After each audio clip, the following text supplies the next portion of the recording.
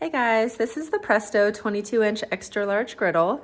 We just used it tonight to cook 24 pancakes and I am so amazed. You can't even tell hardly. There's a few crumbs over here and it's a little greasy to touch, but it is so clean. We don't have to do much at all.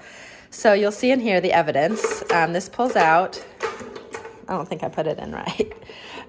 So there's all the little sprinkles and things there. It's not that much to clean. You can just easily get that out. So it's got these little handles on the side to help you hold it. So it's not that heavy. It's about 8.5 pounds and it's pretty skinny. So storage isn't bad at all. It's, you can fit it into some small spaces. It's made of ceramic and like I said, truly nonstick. It's got no PFAs. So it's also got this lip around the edge here that helps keep things from sliding off while you're cooking. So that's super nice. So we've had it about a year and the quality has been so good. We've been very impressed with this product and wish we would have had it sooner, to be honest. So we love it and we recommend it.